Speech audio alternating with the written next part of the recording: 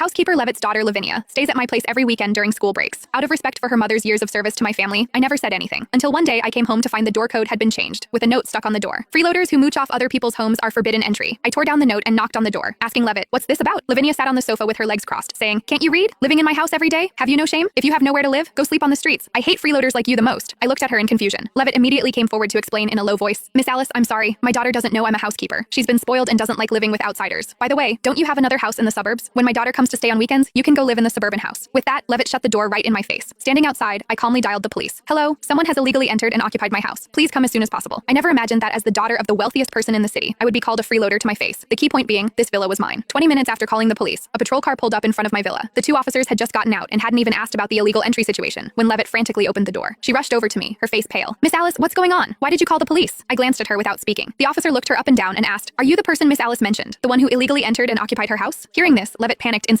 No, officers, this is all a misunderstanding. I'm Miss Alice's housekeeper, responsible for taking care of her daily needs. My daughter's school is on break, so she came to stay for a couple days. The door lock just broke, and when we had someone fix it, they changed the code. There's no occupation of the house." She pointed at the villa door and smiled apologetically. "Look, I opened the door right away, didn't I?" The officer looked at me, then at her, and asked, "Miss Alice, do you still want to pursue this?" I was about to speak when Levitt suddenly lowered her voice, pleading humbly in my ear. "Miss Alice, Lavinia's father died young. I've raised her alone. It hasn't been easy. She just started college when vanity is strongest, and having lacked affection since childhood, her personality is a bit extreme. If she finds out I'm just a housekeeper, she definitely won't be able to accept it. I did this just to make her feel better. Please, for the sake of the 12 years I've served your parents, forgive me this once." Hearing Levitt mention my parents, my heart did soften a bit. Levitt had been with my family for 12 years. My mother's health was poor before she died, and Levitt was the one who personally cared for her, serving tea, attending to every detail. The day my mother passed, Levitt cried harder than anyone, kneeling by the hospital bed, holding my mother's hand, saying she would definitely take care of me. After that, she did exactly that. After my mother died, she kept the house in perfect order and looked after me like her own daughter. Whenever I tried to give her tips in the past, she would always decline repeatedly before accepting. 3 months ago, her daughter Lavinia got into the same university as me. Levitt was both happy and worried. She was glad Lavinia was doing well, but stressed that university tuition was too expensive for her to afford. Understanding how hard it was for her to raise a child alone, I offered to cover Lavinia's 4 years of university tuition. Levitt was so moved she cried. She clutched my hand, thanking me over and over, saying she would definitely repay my kindness. But starting last month, things changed. That day I came home and suddenly saw Lavinia at my house. I looked confused, but Levitt pulled me aside to quietly explain, "Miss Alice, Lavinia has nowhere to go on weekends during break. I haven't seen her in so long, so I let her stay for a couple days." I nodded without saying anything. The house had plenty of rooms anyway. Letting the mother and daughter reunite wasn't a big deal. But later, I gradually noticed something was wrong. The so-called couple days turned into a fixed arrangement every single weekend. Every Friday night, Lavinia would show up at my house right on schedule and only leave Monday morning. At first, Lavinia just liked taking photos in the living room and posting on Twitter to show off to her classmates that she lived in a big house. I could understand that. Everyone wants to look glamorous in front of others. But what I couldn't understand was how Lavinia always looked at me with disgust and disdain, as if I owed her millions. Several times when I was sitting on the sofa watching TV, she deliberately covered her nose and complained loudly, "So annoying. How can such a luxurious villa have this constant stench of poverty?"